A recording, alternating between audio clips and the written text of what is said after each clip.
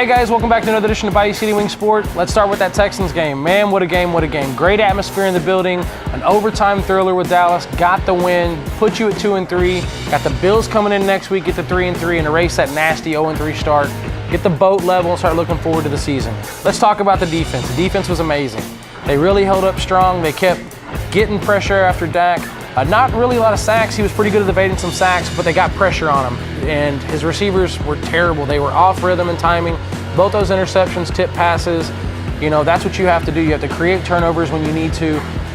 Really, really strong performance. Every time that Dallas answered one of their scores, they answered right back. They held it really strong.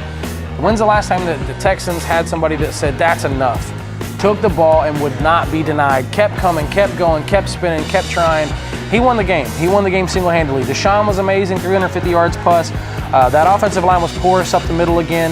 I don't understand why Bill O'Brien thinks that on 1st and 10 you should run Alfred Blue for 1 yard every time. It's the dumbest play in the NFL history.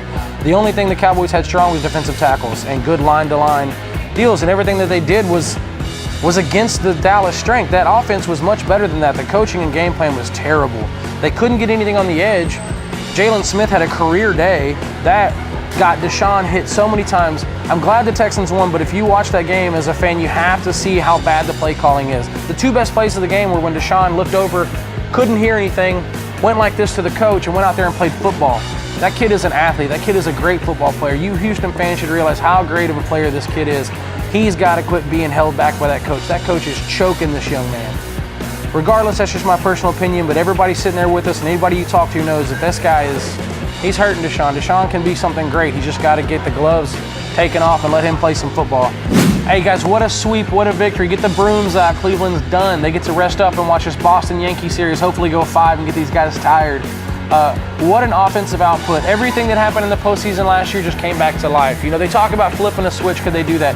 The bats were strong. The pitching has been great, but nothing like this postseason level. Guys, that game 1, 2, and 3 against their aces, they beat everyone up. Bregman went after 2-time Cy Young winners. I mean, he went after some of the greatest pitchers, all-star pitchers, home runs. He's hitting over 500 plus. This kid is on fire. And then to finally get Correa going, everybody in Houston land talking about, let's get, where's Carlos? Where's he been? Where's he? Boom. 3-run homer, help him get that confidence up. That whole atmosphere exploded. Guys, that's some of the best starting pitchers. All 3 starting pitchers got wins on that. And to see the offense explode the way it did, that's what you want. You want those bats, contagious hitting and everything like that. This was postseason baseball from last year that won them the World Series, and they look ready to roll. They look ready to go. They would play Boston tomorrow if they could. I think that's who they want. I think they want to take down the best team in baseball and go back-to-back. You know, you don't go out there with a back-to-back t-shirt like Bregman does without having the confidence that these guys can take anybody down. In 2 series before they finished up the regular season, they went to Boston, won 2 out of 3, and beat those guys up. They're not afraid of anybody. They kept bringing Trevor Bauer out there. That poor kid does never want to see the Houston Astros again. That poor guy. Oh, man. Guys, it's an exciting time to be out there. Get you a cold beer, come watch some of these Astros. They're going to be starting up either Saturday or Tuesday this coming week for the ALCS, back-to-back ALCS appearances. Be proud for those Astros. Come out and support them. If you can, go to the games up on the road games. Come into Bayou City Wings, get you a cold beer, get you something to eat, and watch these Astros. What an exciting time to be in here. What a crazy fight. The card itself was pretty good.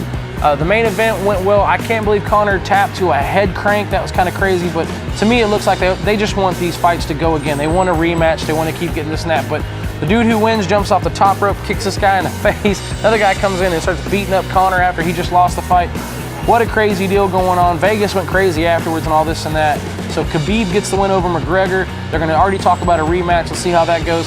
But for me, the highlight of the night was from Houston, Derek Lewis's interview. It's not safe for work, but it's the funniest thing you've ever heard. If you get a chance, go watch that interview with Joe Rogan and him. It's worth your time. You ask him why he took his pants off, it's the funniest answer you'll ever see. Guys, when you get a chance, come on in here, grab you one of these food item of the week for the opponent. We got the Buffalo Bills coming up. Get you a cold beer, come on in and grab the weekly special, and we'll see you next time.